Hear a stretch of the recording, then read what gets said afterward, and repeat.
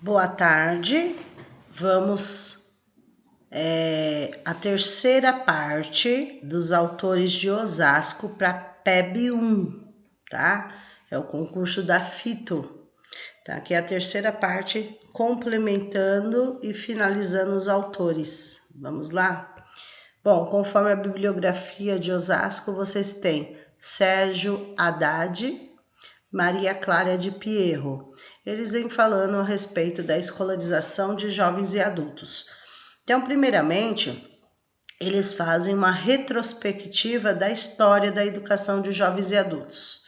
Então, antes de se tornar a nomenclatura EJA, Educação de Jovens e Adultos, que hoje é conhecida, ela também já foi conhecida como Mobral, que era voltada para a alfabetização. Ela foi conhecida como supletivo, né? Até chegar à nomenclatura hoje, que é a EJA, Educação de Jovens e Adultos. Então, o que eles falam? O Brasil que ingressa no século XXI está integrado cultural, tecnológico e economicamente a essas sociedades pós-industriais e comporta dentre si realidades tão desiguais, né? Tão desiguais que fazem com que as possibilidades e os desafios da educação permanente também estejam colocados para extensas parcelas da nossa população. O desafio maior, entretanto, será encontrar os caminhos para fazer convergir as metodologias e práticas da educação continuada em favor da superação de problemas do século XXI com a universalização da alfabetização. Então, assim, apesar de ser oferecido EJA, que é a Educação de Jovens e Adultos, em que o aluno pode ingressar com 15 anos completos na EJA Fundamental e com 18 anos completos na EJA Ensino Médio, o foco maior, né, de toda a EJA é a questão da alfabetização, né? Alfabetizar jovens e adultos que não tiveram oportunidade na idade certa. Claro que eles vão ter os outros conteúdos, mas o foco maior é na questão da alfabetização. Então, esses alunos que não foram alfabetizados, que não tiveram oportunidade, né, sejam jovens ou adultos, são encaminhados para EJA, tudo bem? Então, nós não vamos falar aqui de toda a história desde quando começou, porém, assim, resumidamente, antes de ter a nomenclatura EJA, né, nós tivemos o Mobral, nós tivemos o supletivo e, finalmente, hoje, no século XXI, é conhecido como a EJA, Educação de Jovens e Adultos, destinado àqueles que não tiveram oportunidade de estudos na época certa, ok? Esse é o foco. Então, o foco da EJA, primeiramente, é superar as barreiras. O desafio maior é a questão da alfabetização, possibilidades e desafios, ok? Então, precisa ter uma metodologia, uma prática diferenciada para atender essa clientela, ok? Alfabetizar jovens e adultos é diferente de alfabetizar as crianças, né? O público é diferente, ok? Mais alguns autores, né? Claudivan Lopes e Nídia Pontuskika. Lembrando, a maioria desses autores, eles são artigos e não livros, ok? Então, aqui esses autores vêm trazendo a respeito da disciplina de geografia. Qual a ideia de trabalhar com geografia conforme esses autores? Fazer o estudo do meio, que engloba tanto a teoria quanto a prática, tá? Então, o estudo do meio pode ser compreendido como um método de ensino interdisciplinar, que visa proporcionar para alunos e professores o contato direto com determinada realidade, um meio qualquer, rural ou urbano, que se decide estudar. Então, o que é o estudo do meio? É um tema, é um conteúdo a ser estudado profundamente, né? Profundamente. Então, é chamado de um ensino interdisciplinar. Né? Pode envolver vários conteúdos aí no ensino da geografia, ok? Esta atividade pedagógica se concretiza pela imersão orientada na complexidade de um determinado espaço geográfico a ser estudado, do estabelecimento de um diálogo inteligente com o mundo, com o intuito de verificar e de produzir novos conhecimentos. Entende-se, e este é o objetivo desse trabalho, que é a realização dos estudos de meio em todos os níveis de ensino, mas particularmente na educação básica, ou seja, pode fazer esse trabalho de estudo no meio no infantil, no fundamental, no médio, tá? E qual é a ideia? Para tornar mais significativo o processo de ensino-aprendizagem. Por que torna mais significativo? Porque os alunos eles vão aprender a teoria e a prática, ok? Proporcionar aos seus atores, quem são os atores? Os alunos, o desenvolvimento de um olhar crítico e investigativo. Então, o estudo do meio envolve pesquisa, eles aprendem de fato na ação, sobre a aparente naturalidade do viver social. Trata-se de verificar a pertinência e a relevância dos diversos conhecimentos selecionados para serem ensinados no currículo escolar e, ao mesmo tempo, lançar-se a possibilidade da produção de novos conhecimentos, a elaboração contínua do currículo escolar, ancoradas em reflexões teóricas e em experiências recentes na condição de participantes e na condição de organizadores e coordenadores dessas atividades. Ou seja, os alunos terão um papel ativo no estudo do meio. Ativo. Então, vai misturar teoria e prática, eles vão ter algo concreto, né? Algo pertinente, porque eles vão fazer a pesquisa. Então, eles serão participantes, organizadores, coordenadores desse estudo do meio. Claro que com a contribuição, com o intermédio aí, com a mediação do professor.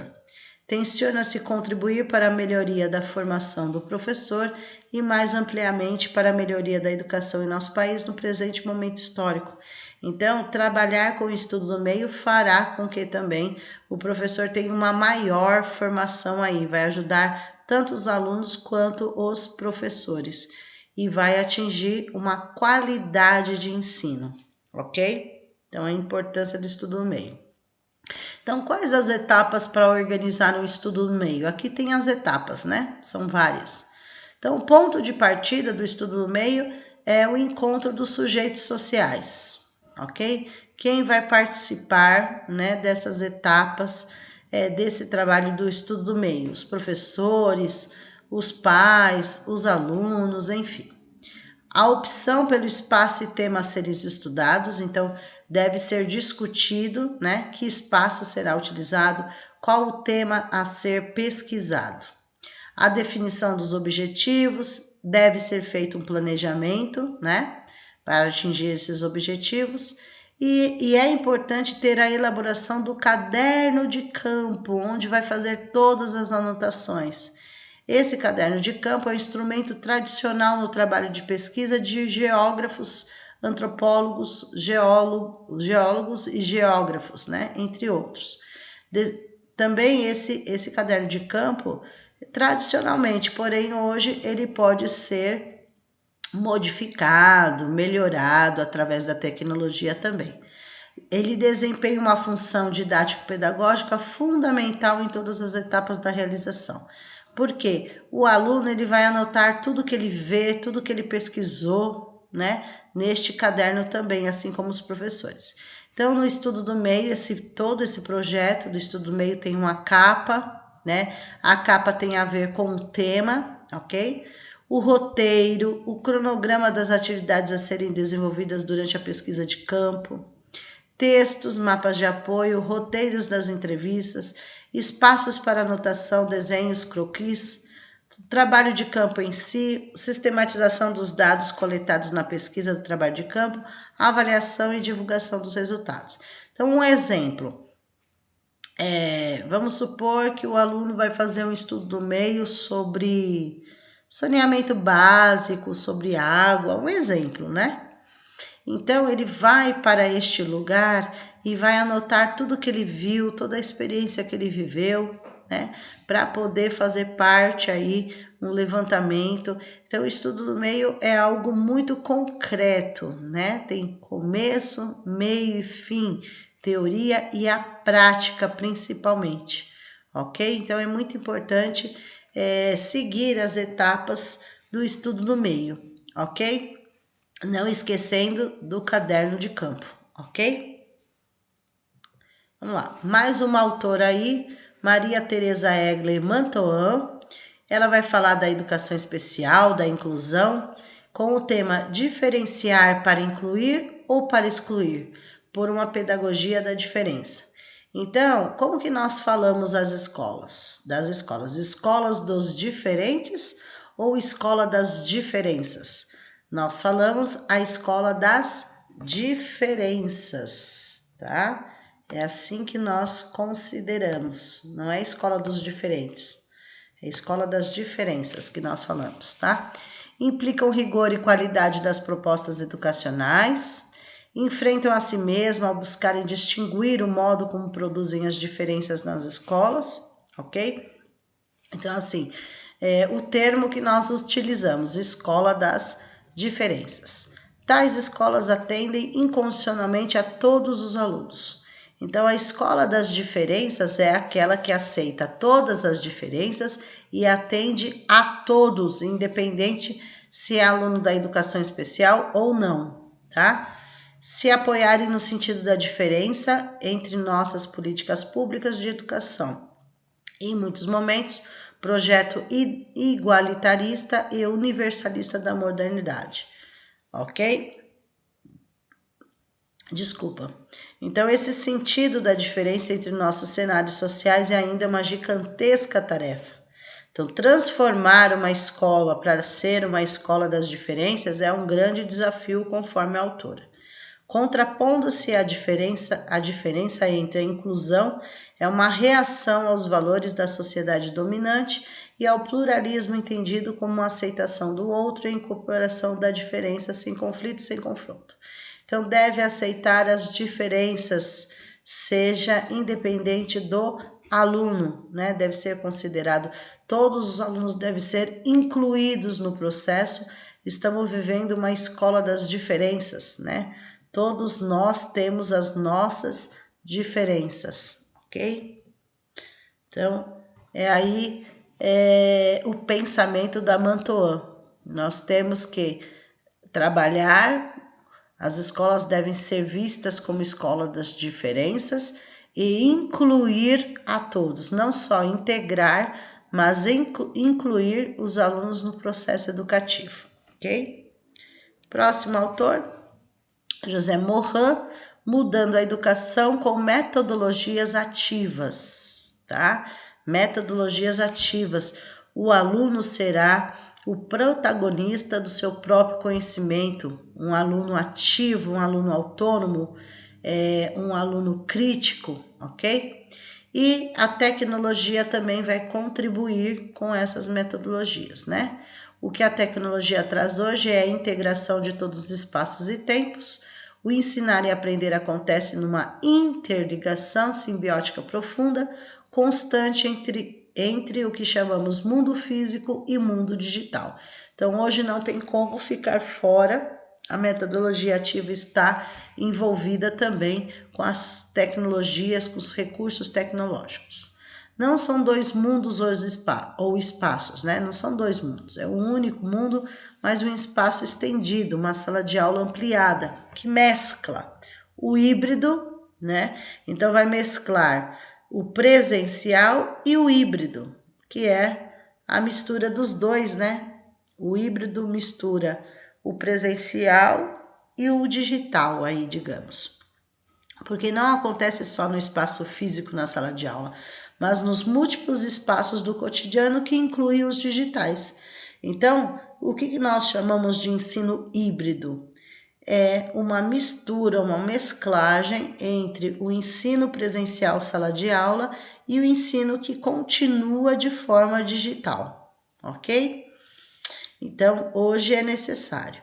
O professor precisa seguir comunicando-se face a face com os alunos, mas também digitalmente, com as tecnologias móveis, equilibrando a interação com todos e com cada um.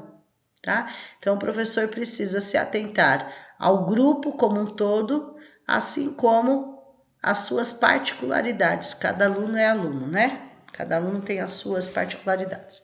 Essa mesclagem entre sala de aula e ambientes virtuais é fundamental para abrir a escola para o mundo e para trazer o mundo para dentro da escola.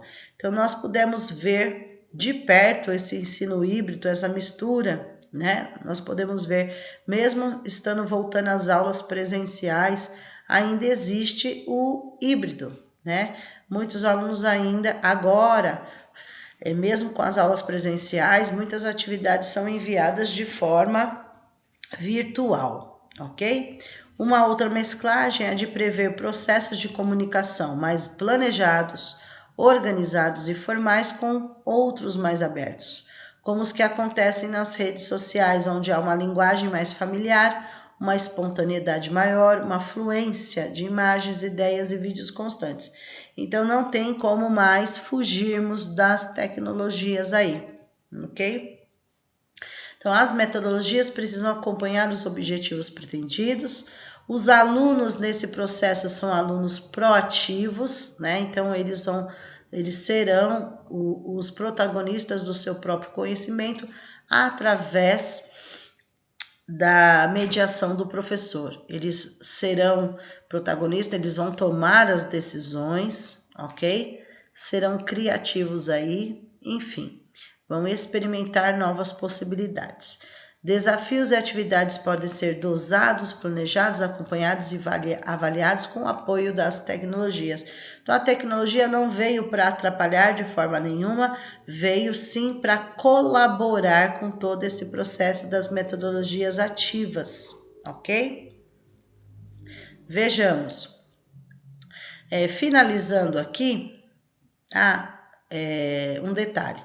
É possível manter a sala de aula se o projeto educativo é inovador. Então, é uma palavra-chave, inovador, né? Por quê inovador? Porque incluiu hoje as tecnologias, não tem como, né? Então, um currículo inovador, uma gestão competente, metodologias ativas, ambientes físicos e digitais atraentes, tudo isso vai fazer com que o aluno desperte a curiosidade, a motivação, o estímulo, ok? Eles serão os protagonistas de uma aprendizagem rica e estimulante. Isso daqui é muito importante, não está grifado, mas é de extrema importância aí, acabei de grifar. Deixa eu salvar aqui para não esquecer. Ok? Então, em geral, na metodologia ativa, o aluno é personagem principal, é o maior responsável pelo processo de aprendizagem. Ele vai construir o próprio conhecimento. O objetivo desse modelo de ensino é incentivar que a comunidade acadêmica desenvolva a capacidade de absorção de conteúdos de maneira autônoma e participativa.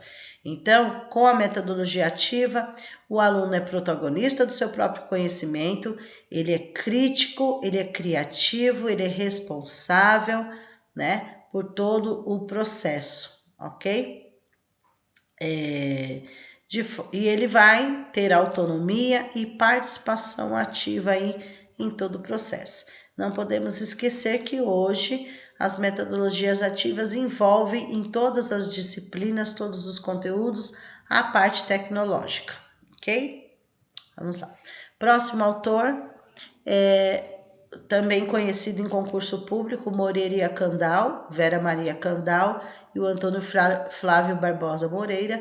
Eles escrevem sobre indagações sobre o currículo, perguntas sobre o currículo.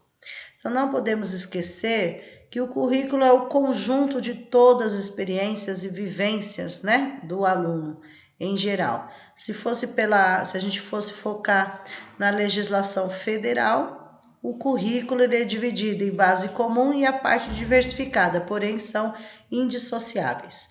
Então aqui eles focam no currículo, que existem distinções, concepções, vai depender de como a educação é concebida, né?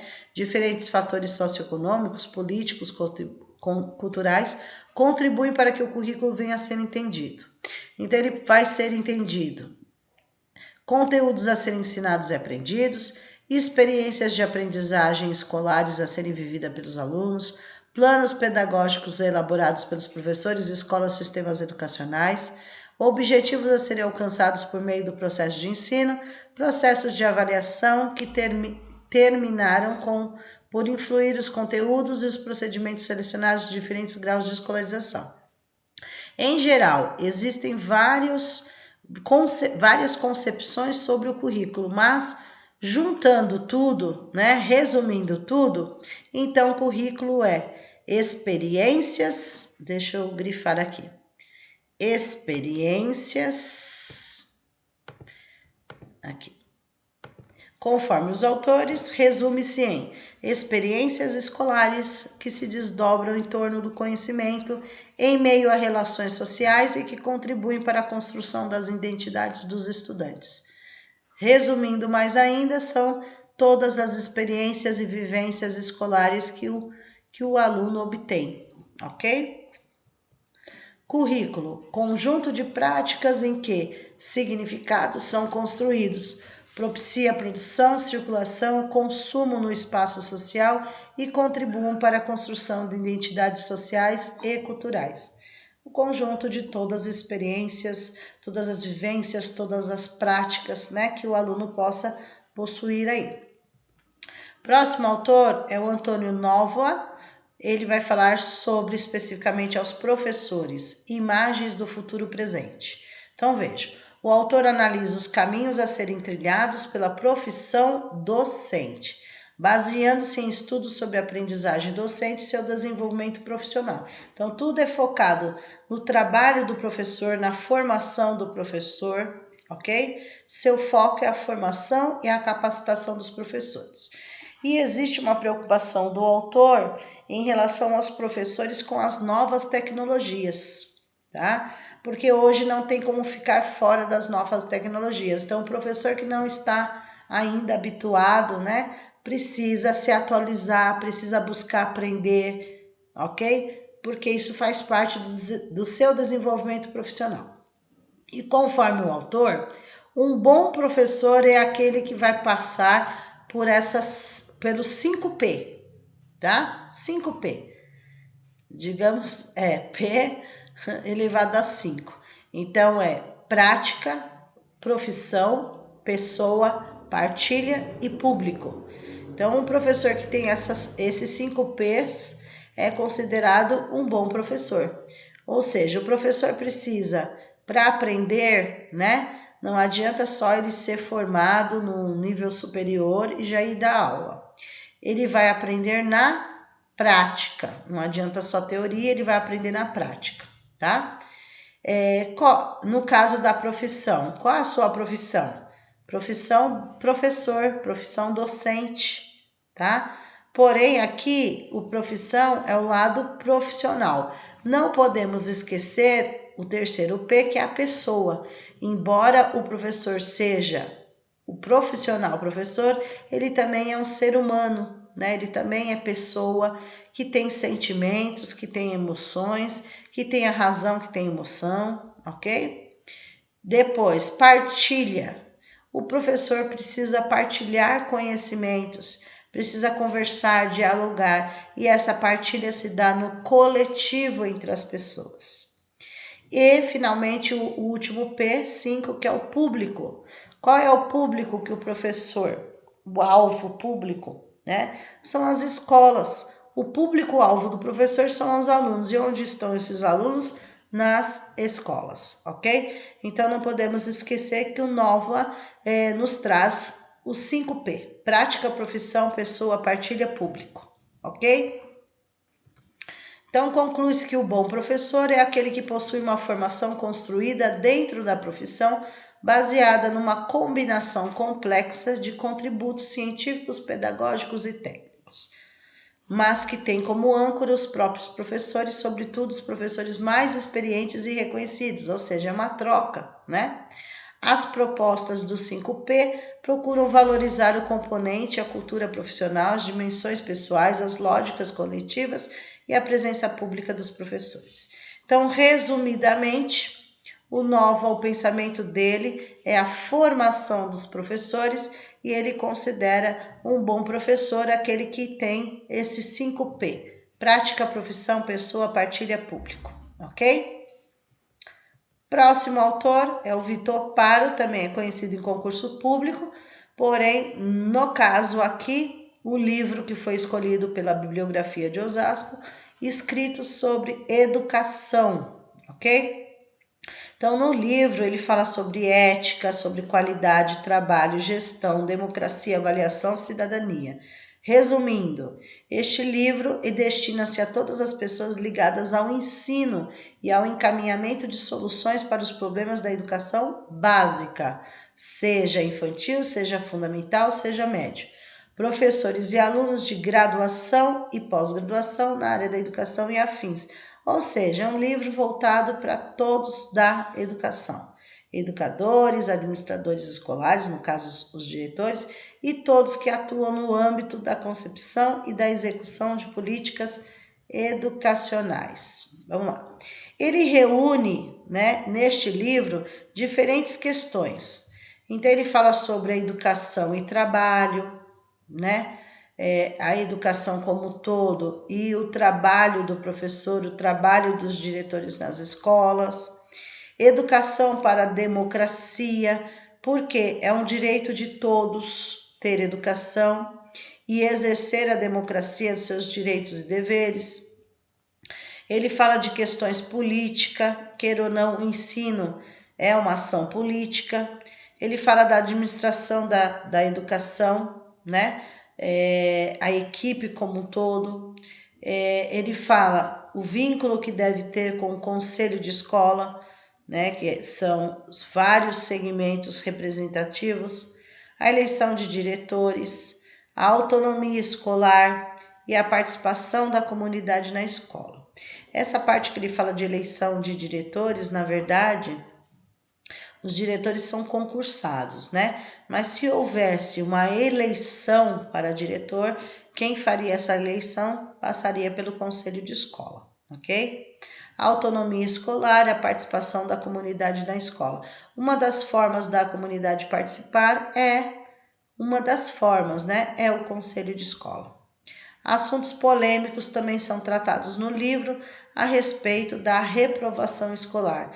Até que ponto pode, até que ponto não pode a reprovação, tá? Então, é dedicado aos professores como um todo, demais educadores.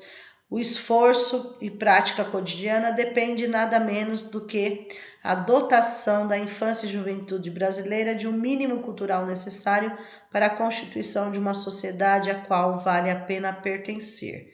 Então, assim, ele vem defendendo, apesar de tantos desafios, de tantas dificuldades que os professores enfrentam no dia a dia, ele mesmo assim, ele vem defendendo a educação de que vale a pena e a sociedade deve participar. E a educação, a escola tem um papel muito importante perante toda a sociedade, ok? Então, o foco do Paro é falar escritos sobre educação, ou seja, tudo que envolve a educação, porque é um conjunto, Só vai chegar à qualidade total, que se espera na equipe, Todos pensando, tendo o mesmo objetivo aí, ok? Próximos autores: Lúcia Helena Saceron, Ana Maria Pessoa Carvalho. As duas vão escrever o artigo Alfabetização Científica, uma revisão bibliográfica, investigações e ensino de ciências. Então, essas autoras vêm falando a respeito do ensino de ciências e utilizam a nomenclatura alfabetização científica. Ou seja, assim como nós alfabetizamos no português, as autoras vêm falando que é necessário alfabetizar cientificamente, ou seja, como aprender de fato ciências, Desde do beabá, digamos assim, através da investigação. Trabalhar ciências é pesquisa, é investigar, é pesquisar, tá? Levantar hipóteses. Então, eles consideram como alfabetização científica aí. Este trabalho tem como objetivo de investigar a alfabetização científica, identificando como este processo pode ser iniciado em sala de aula e quais os elementos que nos fornecem evidências de que ela esteja de fato em desenvolvimento. Contudo, o primeiro obstáculo no estudo da alfabetização científica está na própria definição do conceito, muito abordado e discutido na literatura sobre ensino de ciências. Ainda mostra-se amplo e, por vezes, controverso e diversas são as opiniões sobre como defini-lo e caracterizá-lo. O termo alfabetização científica, ao estudar a literatura estrangeira relacionada à didática das ciências, percebemos uma variação no uso do termo que defina o ensino de ciências, preocupado com a formação cidadã dos alunos para ação e atuação em sociedade. Os autores de língua espanhola, por exemplo, costumam utilizar a expressão alfabetização científica para designar o ensino cujo objetivo seria a promoção de capacidades e competências entre os estudantes capazes de permitir-lhes a participação nos processos de decisões do dia a dia, tá? Então, trabalhar com alfabetização científica, ou seja, aprender de fato, né, o conteúdo de ciência através da investigação, fazendo com que os alunos tenham, né, consigam capacidades, desenvolvam capacidades e competências no ensino de ciências, ok? Tomar decisões, né, pesquisar, investigar se aquilo que foi visto é de fato, enfim, essa alfabetização ciências é como se estivesse alfabetizando o aluno no português, na matemática, né? Desde o princípio, tá? E vai aumentando a investigação, levantamento de hipóteses, etc. Ok? Então, o foco aqui, palavra-chave, alfabetização científica. Como aprender, de fato, ciências através de investigações, de pesquisas. Depois, mais autores aí, o Jensen Felipe Silva, a famosa Jussara Hoffmann, a Maria Tereza Esteban. Os três escrevem, né, juntos aí sobre o livro Práticas Avaliativas e Aprendizagens Significativas. Ou seja, o aluno precisa ter uma aprendizagem significativa, o professor será o mediador, né, fará as intervenções necessárias para que o aluno construa o próprio conhecimento e que esse conhecimento seja uma aprendizagem significativa. E em questão de avaliações, não pode ser classificatória, seletiva, por promoção. As avaliações devem ser formativas e mediadoras, que são as palavras-chave, né? Então, apontam princípios essenciais da prática avaliativa que seja formativa e mediadora. São duas palavras-chave sobre avaliação, conforme os autores. Objetivar, discutirem, dentre outros temas, as concepções que regem o fazer avaliativo. Então, assim, não é uma prova, é um processo contínuo que engloba várias situações para se fazer uma avaliação, tá bom? Nas diferentes áreas do conhecimento, apontando para a especificidade da avaliação nessas áreas.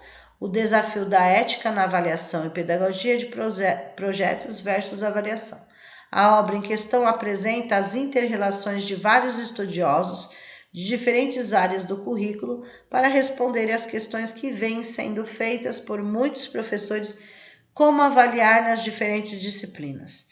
Então, assim, independente da disciplina, requer uma avaliação, né? Uma prática avaliativa, uma avaliação que seja formativa e mediadora. É um processo contínuo onde engloba várias situações, um trabalho em grupo, uma pesquisa, um seminário, uma tarefa, participação em sala de aula, uma atividade valendo nota, pode ser dado à prova, mas não pode ser o único instrumento de avaliar o aluno, enfim, Palavra-chave, avaliação formativa e mediadora, tá? Aqui. Então, a avaliação deve ser formativa e mediadora para o concurso de vocês. Mais um autor, Roberto Rafael Dias da Silva, ele vai falar sobre currículo, conhecimento e transmissão cultural. São 3 palavras-chave aí: currículo, conhecimento e transmissão cultural, contribuições para uma teorização pedagógica contemporânea, e tem um caderno de pesquisas, né? Nós não vamos abrir aqui o caderno de pesquisas porque é só um resumão dos autores para o concurso, tá bom? Que vocês terão os treinos das questões posteriormente. O artigo examina os estudos contemporâneos sobre a constituição dos currículos escolares, bem como os processos de seleção de conhecimentos a serem ensinados, buscando ponderar a relevância e a urgência de produzirmos uma reflexão crítica sobre os modos de transmissão cultural mobilizados nas diferentes cenas pedagógicas. Então, assim, o currículo nós sabemos que ele tem uma base comum e uma parte diversificada, ok? Isso conforme a legislação.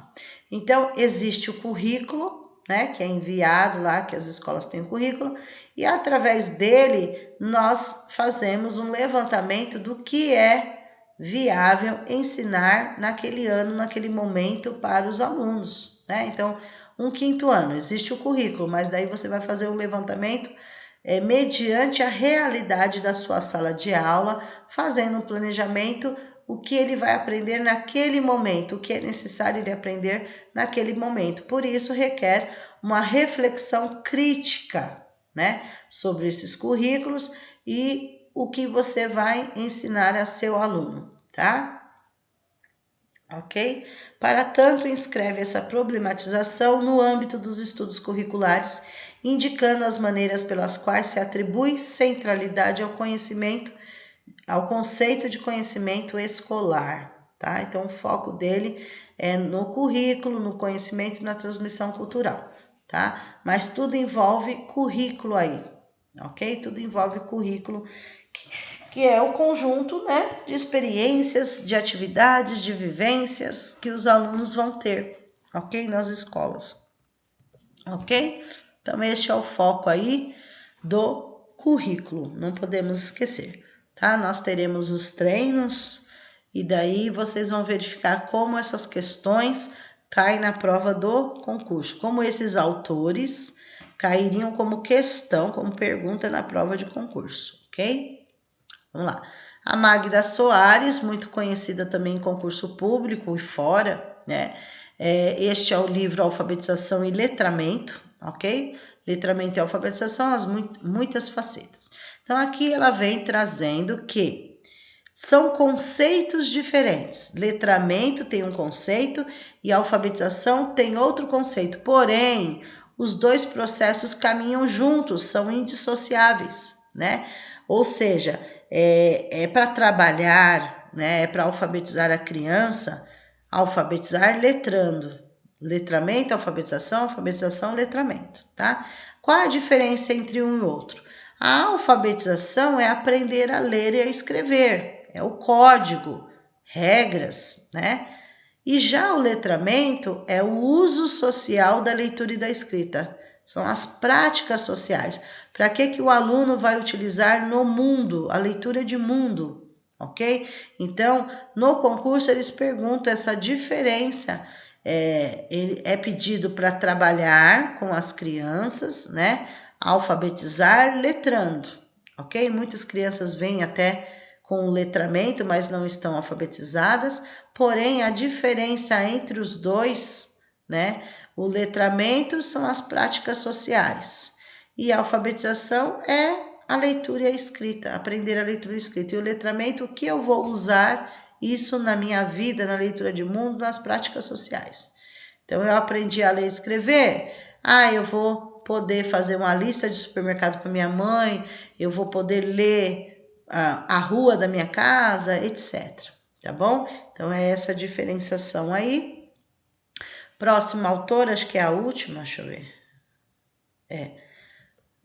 Próxima e última autora, que é a Veiga, Ilma Passos Alencastro Veiga. ela vem falando sobre a importância do PPP, Projeto Político Pedagógico. Lembrando que o projeto político pedagógico é a identidade da escola, tá? Tudo deve estar no projeto político pedagógico, seja pedagógico, seja infraestruturas, tudo tem que estar no PPP, que é a identidade da escola, né? O nome da escola, quanto tempo existe ali, quantas salas de aula, quantos professores, quantos funcionários, quais os ambientes, quantos alunos são atendidos naquela escola, quantos horários, enfim, tudo, tá? E o PPP é um exemplo de uma gestão democrática, tá? Assim como o Conselho Escolar é um exemplo, o PPP também é um exemplo de gestão democrática, porque ele é feito no coletivo, né? Pensado no coletivo. Então, vamos lá. A compreensão do papel do projeto político-pedagógico, PPP, na escola e do seu conceito de gestão democrática, né? Porque gestão democrática, o diretor, que é o gestor da escola, ele não faz nada sozinho. É uma equipe, então a tomada de decisões é feita na equipe. E o projeto político-pedagógico deve ser elaborado também junto com a equipe, ok? O desempenho tem sido influenciado de forma significativa pelas políticas públicas, tanto nacionais quanto internacionais. O que se espera da escola hoje é uma educação de qualidade, tendo como sustentáculos o PPP e a gestão democrática.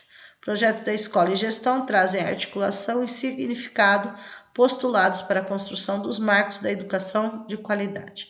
A educação de qualidade é sustentada por 2 eixos: igualdade e inclusão.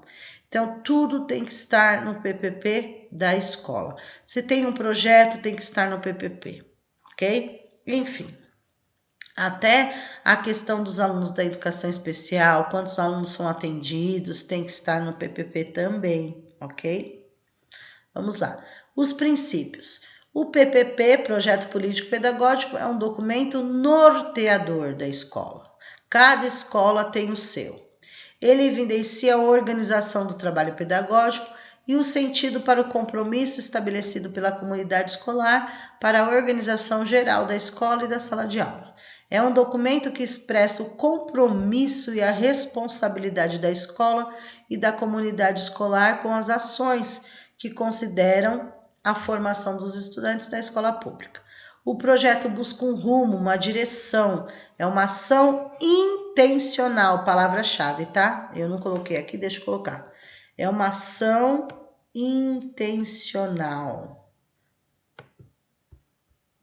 Ação intencional, palavra-chave também, tá? Com sentido explícito, com um compromisso definido coletivamente, né?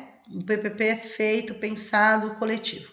Por isso, todo projeto pedagógico da escola é também um projeto político, por estar intimamente articulado ao compromisso sociopolítico com os interesses reais e coletivos da população majoritária.